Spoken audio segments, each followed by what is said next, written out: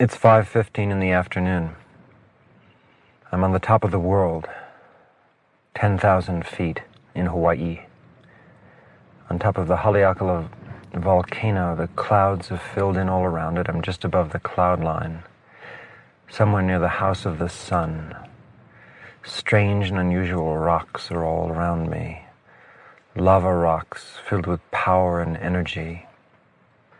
The shadows are forming as the sun is dropping quickly over the horizon. As far as I can see are seas and oceans of cloud shapes and forms. Most of the island is obscured today, the lower island, by the clouds. It's the first day of August, 1985. And I'm somewhere here in the middle of eternity. I'd like to talk to you today about Kundalini Yoga. The yoga of power and energy. The volcano is the symbol of power.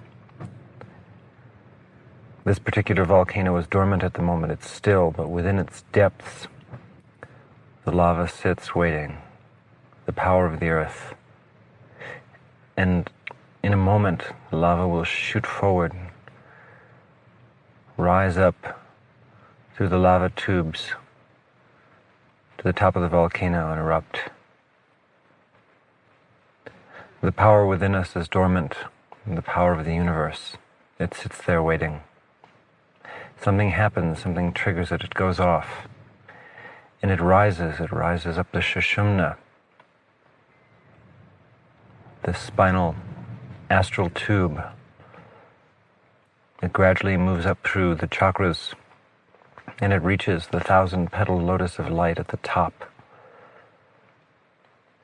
Enlightenment, satori, states of attention, of perfection. We are beautiful. We are beauty itself. We are visions of light, snapshots of eternity.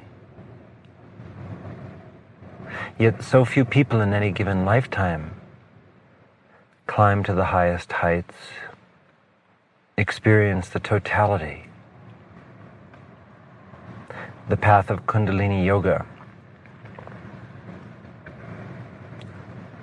is the path of eruption, sudden spurts of energy. As you can hear in the background, the wind is blowing up here at 10,000 feet. And there's a wind that blows in and through your life, changing you. The wind of time ages us. The wind of life changes its direction constantly. But there is one constant in life,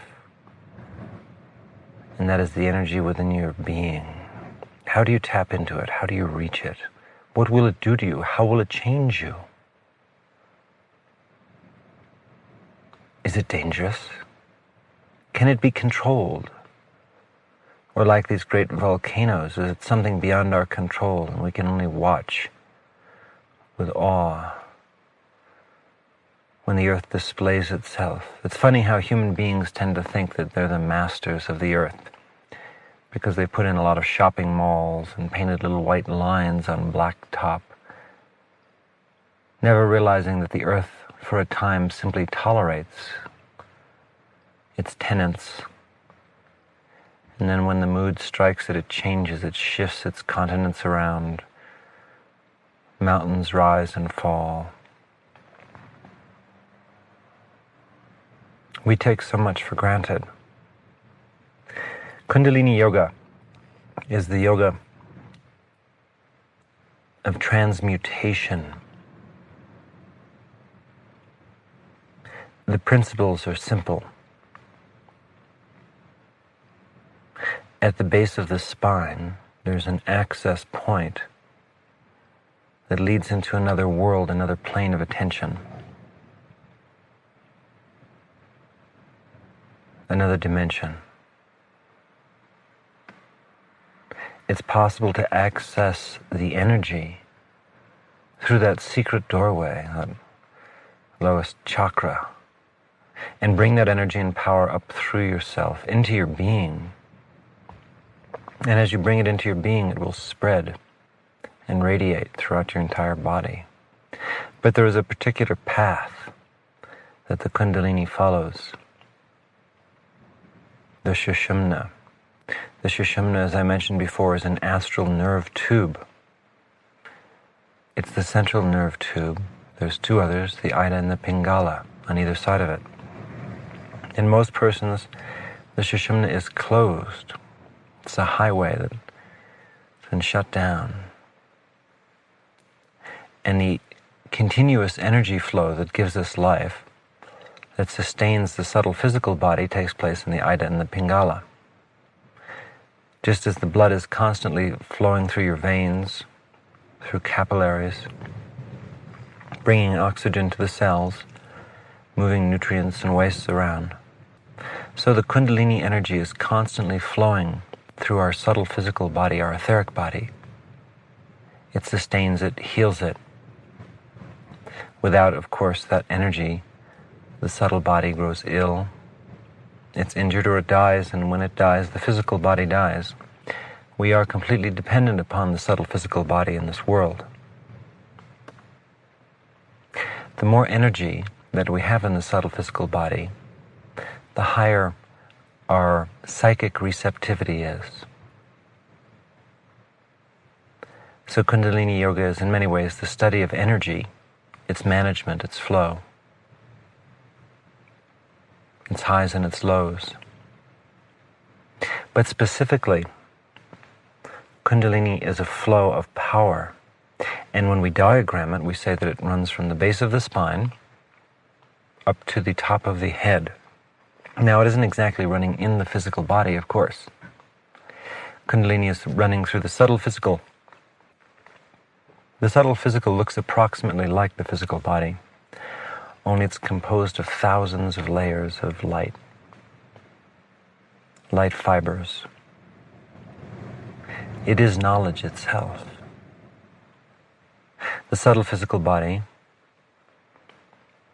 conducts light the same way that a piece of wire conducts electricity. But it also reflects light the way a mirror reflects a visage, a scene.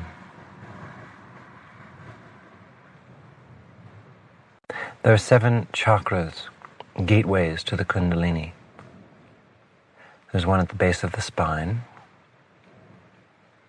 There's one halfway between the base of the spine and the navel. There's a chakra at the navel. There's a chakra in the center of the chest, at about the elevation of the heart. There's a chakra in the area of the throat, the lower throat, where the neck joins to the torso. There's a chakra, of course, between the eyebrows and slightly above the third eye. And there's a chakra at the top of the head, the crown chakra. The lower 6 chakras are connected by the Sushumna, the Ida, and the Pingala. The crown chakra is not connected to the other 6, it's separate.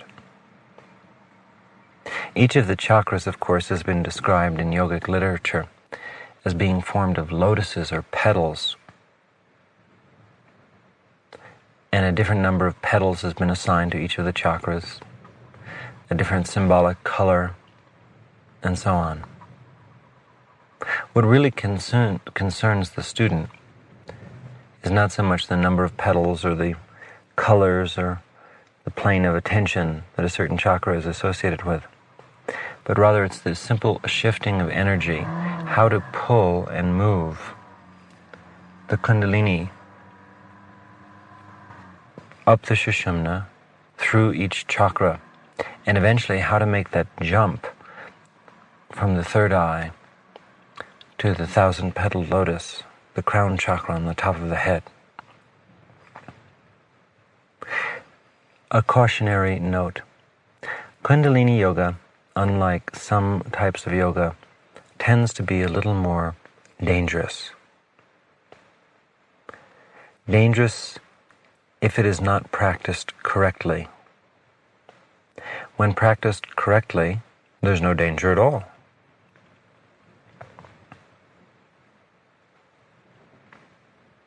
But to prematurely push the Kundalini energy through the chakras can cause a variety of ailments, the most common of which is insanity. What is insanity? Insanity is the inability to confine perception to a particular plane of attention.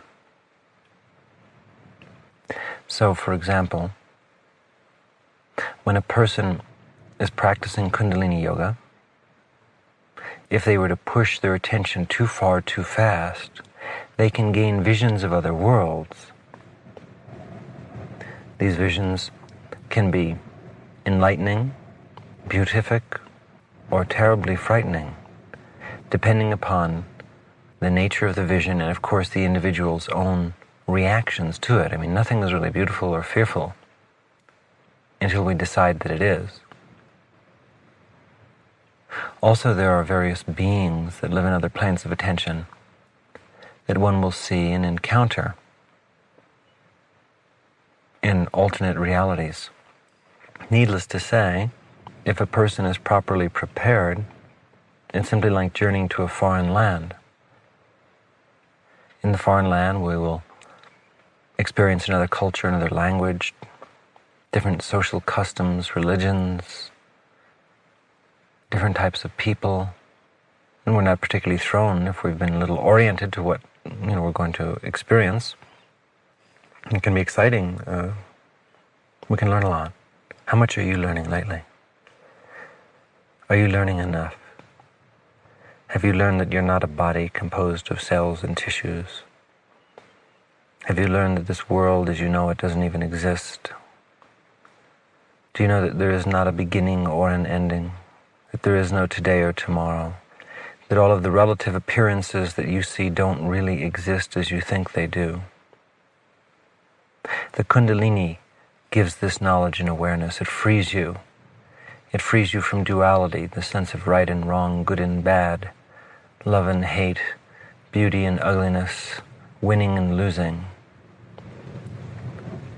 Everything depends upon perception. We are perception. Kundalini is an alteration of perception. I try and describe Kundalini in a schematic sense, saying that there are chakras and that there's an energy flow and so on. And it's true, sort of. It's not completely true. Nothing is completely true. Nothing that can be expressed is completely true, because anything that can be expressed is a partiality, and yet something can be transmitted. Awareness of eternity. That's all there is. I'm here at 10,000 feet on the island of Maui. The clouds are moving and shifting beneath me, huge billowy clouds. And so our lives shift. The characters in our lives come and go. Our emotions, fleeting, beautiful, agonizing. Kundalini is control, perfect control. Control of everything from within. Most individuals try to control their lives from outside of themselves. They seek to influence and affect their environment. So human beings have shaped the world to fit their own image. Yoga, Kundalini yoga, is the science of shaping attention, awareness. We're not so concerned about the world around us as we are the world within us, because we realize that the world within us is the world around us. Every perception we have, everything we see, feel, and experience is dependent upon our state of mind. Mind is relative. It changes constantly. Control of mind is control of destiny, control of life, control of awareness. Control of mind is not gained simply by battling desires, but rather it's gained through energy. Energy is awareness. Awareness is attention. Attention is purpose. Purpose is endless. Let's get practical. You're in a certain state of consciousness right now. The state of consciousness that you're in causes you to enjoy your life or to not enjoy your life, to see the beauty in things and people or not to see that beauty, to succeed in work or not to succeed in work, to be loved and to love, to be hated, to be feared, to be fearful. Everything is dependent upon your state of awareness. It colors the universe. Your state of awareness is dependent upon the Kundalini flow within yourself. Most individuals, in order to become happy, feel that they can fulfill desires. That will make them happy. So you'll get the car, the person, the experience, the money, the vacation, whatever it might be, and that's going to make you happy.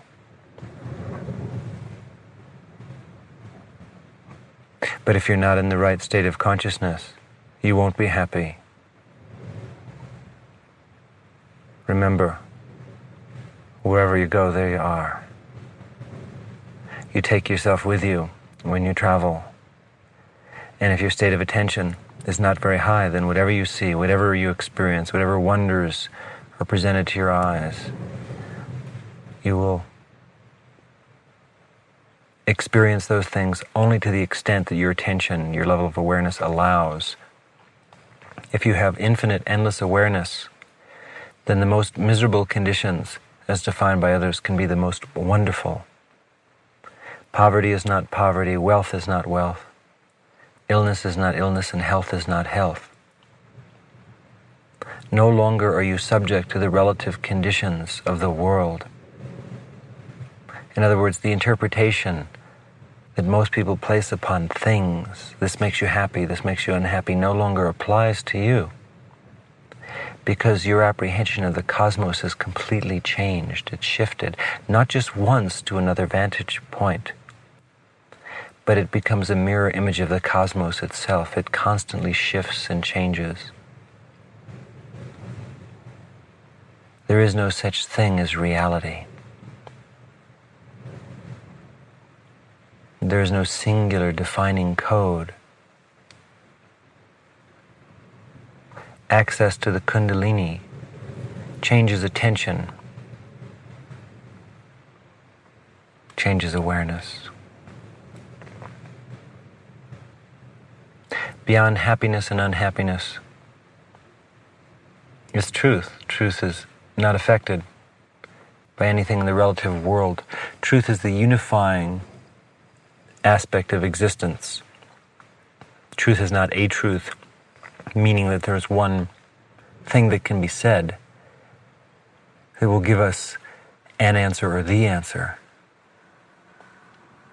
Rather, truth is the very substance of life itself, but very few people perceive or feel that substance. We don't know what it is, or perhaps we've had a glimpse of it, the most wonderful thing, but we don't know how to reach it, not realizing that there's nothing to reach, that it is our very self, our very awareness, that is the window upon which reality presents itself.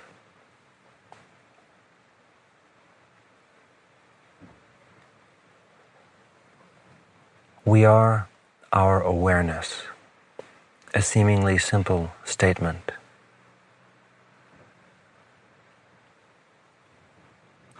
Meditation, stopping thought for protracted periods of time, shifts our awareness. When there's no thought, the Kundalini rises. When there's thought, the Kundalini is inactive. When you create a vacuum, something will be drawn into it. When you stop thought, the Kundalini is drawn into your attention field. The less thought you have, the more the Kundalini will flow through the chakras, through the Sushumna. To reduce thought is not simply a process of learning a technique, repeating a mantra, eating the right kind of breakfast cereal, crossing at the green and not in between. Stopping thought isn't simply disciplined practice. Stopping thought also involves shifting your values. You see, thought is stimulated by ideas that we have about life in the world. These ideas were given to us by our culture, our society. We were imprinted with a value system as young children. And simply the sensory experiences of life can trigger and stimulate a variety of associative thoughts and ideas. In order to lessen our thoughts and therefore to increase the flow of Kundalini, which will alter our perception and give us a larger view or vision of life itself and freedom and happiness in the face of any circumstances, it's necessary to clarify the purpose of our being. This is to come to understand Dharma. Dharma is a Sanskrit word. It simply means that which is right, that which is correct, that which is the divine law.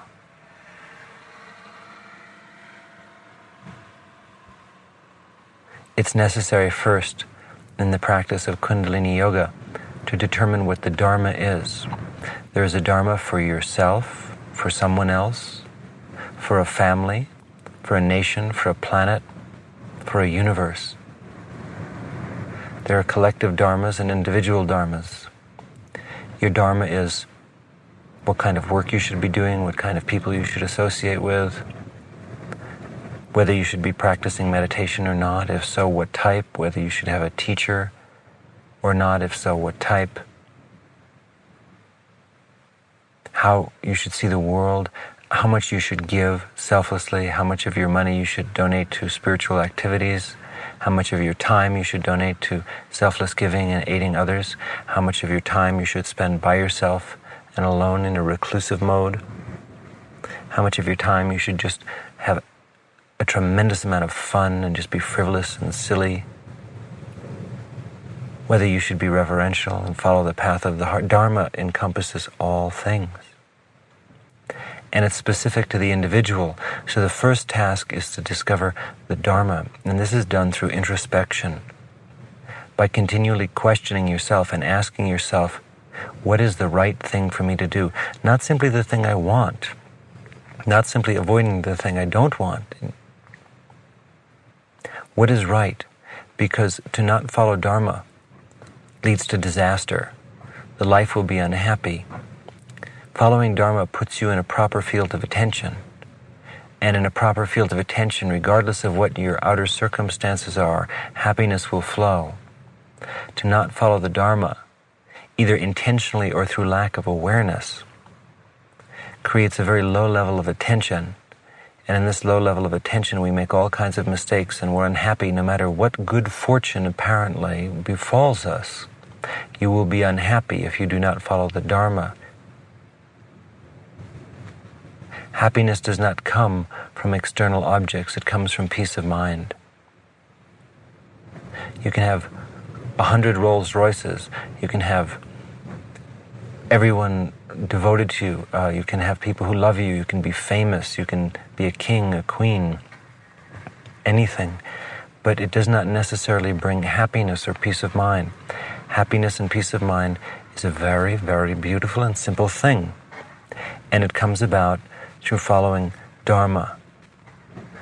Naturally, to follow Dharma, we have to first find out what it is. So you ask yourself continually in every situation, and also in the larger context of life, what is the right thing for me to do? And you have to struggle with it, you have to fight with it to find out. The answer will not come easily. You'll be swayed by your desires, by your conditioning, the things that you've been taught to do or to avoid. You will be swayed by those around you who have ideas about what you should do, what is proper, what is improper. All of these thoughts and feelings will affect you, but if you're determined, if you won't give in, if you're joyous, if you truly want to celebrate life, then you will persist in discovering Dharma. No matter what apparent obstacles appear before you, you'll laugh your way through them, or you'll work your way through them, or you'll glide through them. Whatever is necessary, you will do. The answer then is love. Love is the bridge that joins all of the worlds together. Love permits us to see who and what we are. The only thing that will truly inspire us to find the Dharma, to find the wonderful path that leads us to awareness, is love. Only love will give us that strength. Love is something that comes to us in life quietly. It overwhelms us. It's something that you cultivate. You make it happen. The Kundalini flows upward. It also flows downward in different ways. It's quite complex, actually. What is most important, though, is to have your life properly aligned with Dharma. The technicalities of the movement of the Kundalini are easy to master. Dharma is much more complex, and if the Kundalini is flowing through you at a very rapid rate, when you practice Kundalini Yoga, if you are not in harmony with the Dharma, then you will have great problems with the study. This is the principal thing that I've seen. And that's that people want power, but not wisdom. And power without wisdom is a very dangerous thing. Better to find wisdom first. Certainly a certain amount of power is required to live, to exist in the world. But without wisdom, power tends to destroy the one who wields it. Kundalini Yoga is the yoga of power. Wisdom comes from introspection. It comes from caring. It comes from sharing. And with wisdom, the powerful person will become more powerful. There is no end to power. There is no end to love or to knowledge. Without wisdom, without a sense of place in the universe, of that which is apropos and that which is not, then a powerful person does not become more powerful. Their power will turn back on them and eventually destroy them. So those who are truly wise become most powerful. Those who are not wise squander their power. On useless and trivial things, they waste it. And very often they injure others or themselves. So from my point of view, Kundalini Yoga then depends upon a sense of Dharma, a sense of that which is right. That which is right is different for each one of us in each situation. There isn't a moral code that I or anyone else can lay down that will tell you what your Dharma is. But there is a simple way to know when you are following it. When you are following Dharma,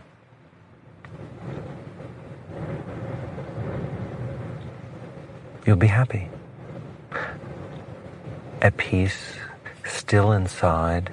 There'll be a sense of purpose in your life. Your life will go well. Difficulties will not seem unconquerable. When you're not following Dharma, then you will not be at peace, you will not be happy. The simplest things will seem to be endless obstacles.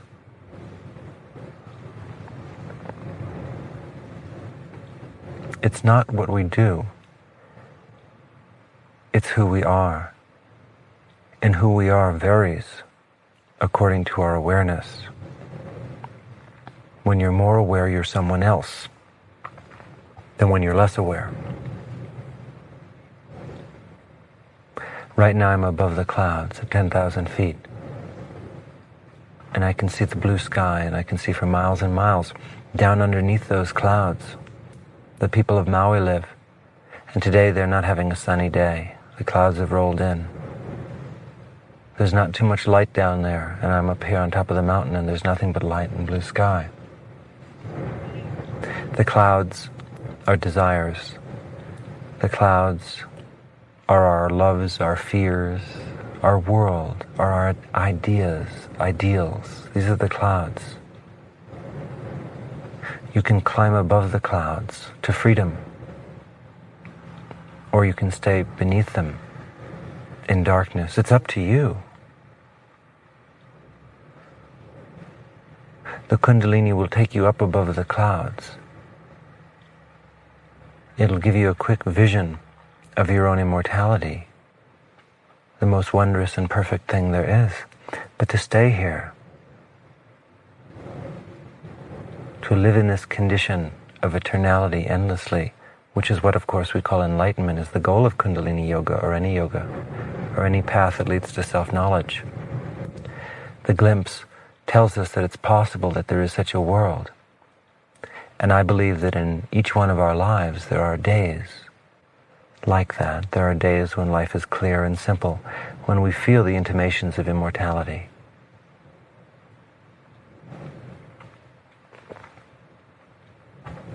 It has been my experience as a teacher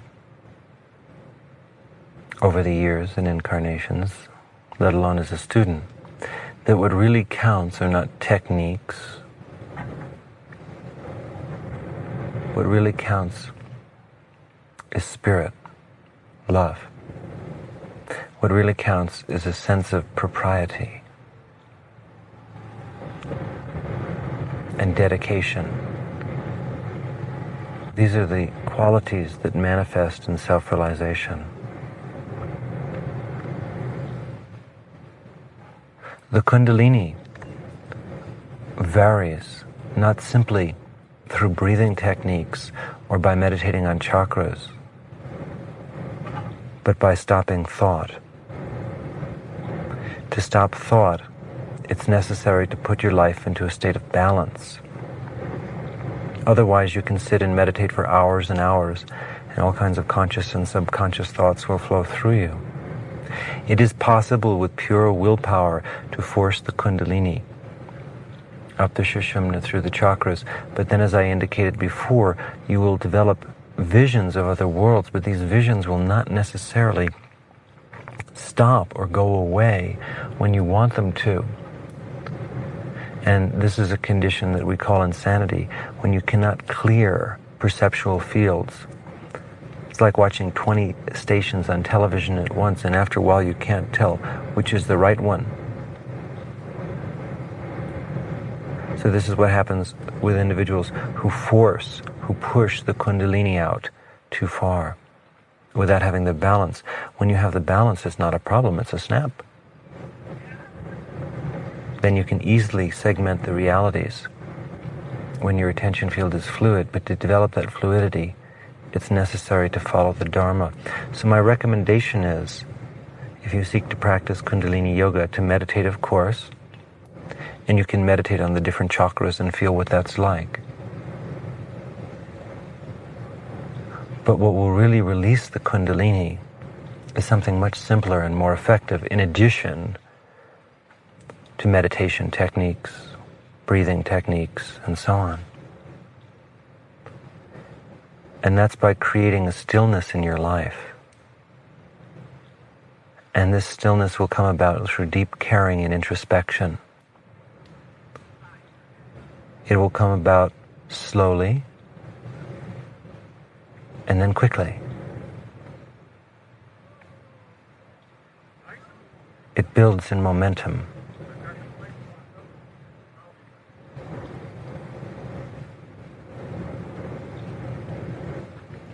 Begin with your daily life. Take your life as a challenge. And try and bring yourself into harmony with each thing in your life, with your occupation, with your relationship with nature and the earth. Bring yourself into harmony with your friends, your family, your country. Harmony sometimes means withdrawal. Sometimes it means leaving those you love for something that you love more. Sometimes it means duty. It means so many different things. You'll have to go through a trial and error process, but you will always know when there's a deeper stillness in your daily meditation, a deeper stillness in your life. That means that what you're doing is working, and if you're not finding that, if you're exhausted all the time and hassled, and you just can't meditate well at all, it means that your priorities are all fouled up. And you need to shift them around. So sit down, get out a piece of paper, and start making lists. Make lists of everyone who's important to you, everything that's important to you, everything that you desire, everything that you fear. Flowchart your life. Go through it. It's good to do this every few months. And ask yourself, are you in harmony with the things in your life? Or are you adopting superficial values which really are not the real you? Are you giving your being enough room? Are you doing enough new and creative and exciting things? Dharma doesn't necessarily mean following a mundane and boring life. It means a life of high adventure. It means a life of newness, not a life of endless boring repetition. So doing the Dharma may be doing very new things, meeting new people, going on new adventures, meditating in new ways.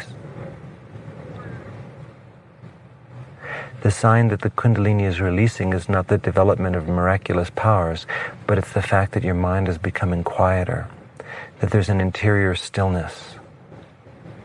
Very often, and strangely enough, in order to bring about the interior stillness, we have to be tirelessly active in the outer world. We've got to go out and go on a quest, go on a journey, accomplish things, do things. Now, normally, you might suppose that this would agitate the mind and create a lack of stillness. But it will not if it's the Dharma. What we do outwardly only will interrupt the flow of our perfect attention if it's not in harmony with the Dharma. So if it's right for you to travel across the world, to go on a great journey, if that's what the Dharma is, if you've correctly perceived it, then those actions will actually bring a stillness into your life. Whereas if you try and start a giant corporation, and if that's not the Dharma, then it'll only bring agitation in your life.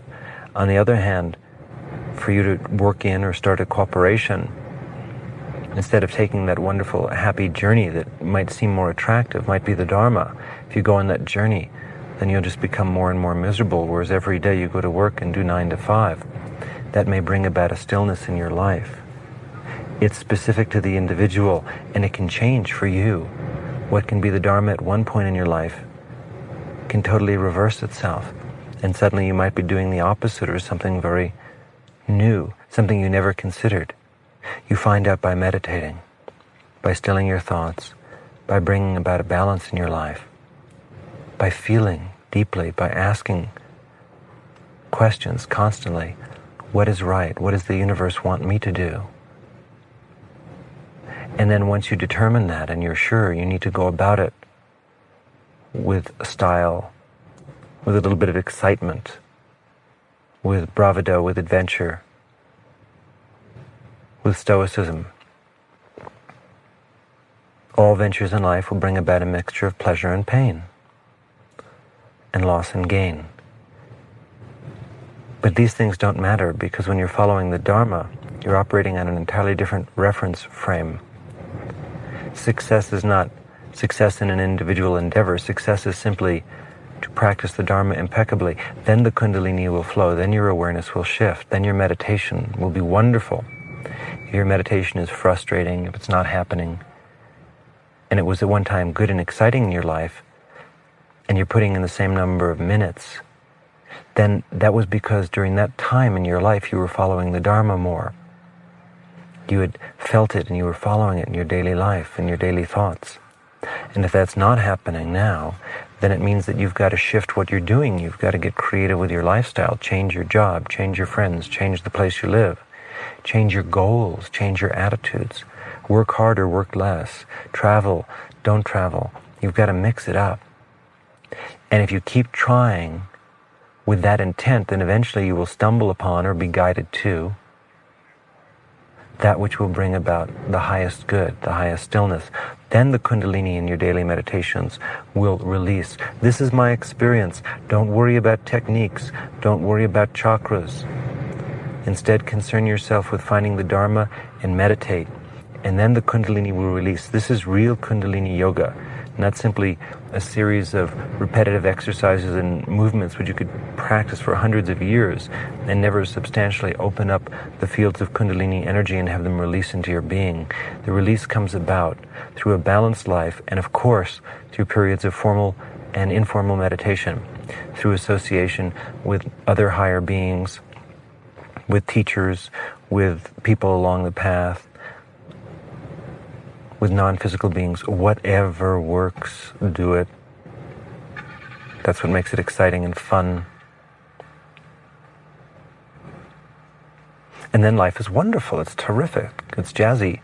And still there will be obstacles, of course. Still there will be adventure, of course. Your life is your life, and each thing will be a challenge. But the movement of life will be flowing with you. You will be in harmony with the Tao, with the basic principles of creation.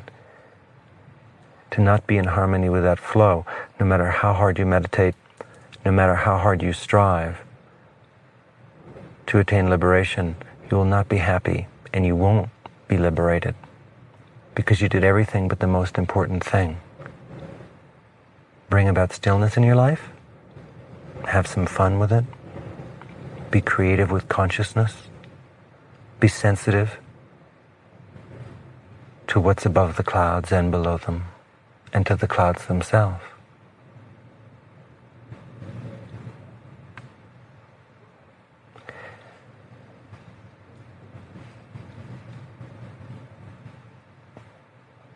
Maui is a beautiful island. It's really the site of an ancient civilization that we've forgotten about. A civilization that existed millions of years ago. There was a continent here then. And a group of highly developed psychic beings lived here, and they brought about a terrific harmony in their lives.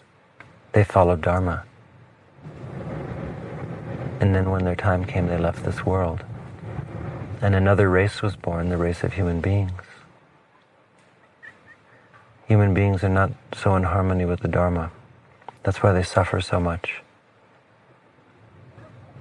But you as an individual can reach a higher plane of attention, can become attention itself. So start simply every day by asking yourself, what is the Dharma today? What should I do? What is right? What does the universe want from me? Find a beauty in that, a balance. Then look at your whole life and say, is this what I should be doing now? It was fine before, is it still fine? Do systems analysis of your life, balance it, and meditate for about 2 hours a day. An hour in the morning and an hour in the evening. If you're new, perhaps a half an hour twice a day. And enter into that stillness. Try and stop your thoughts. Be patient.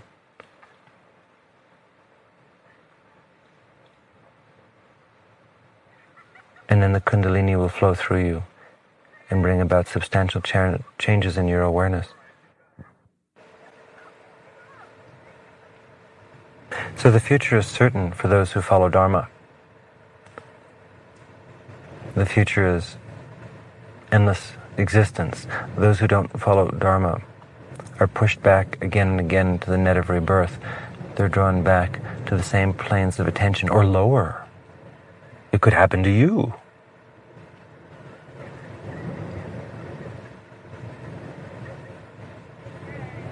So look for the still point between the worlds. Find it in your own smile. Look in your eyes in a mirror and ask yourself, what is the Dharma? What is it that I should be doing? And don't be afraid to do it. Death teaches us not to be afraid, because we know it will come to us, and we'll deal with it effectively. We have thousands of times, so what's there to fear? We're immortal life. Instead, think of the opportunity of self-realization. What a gas.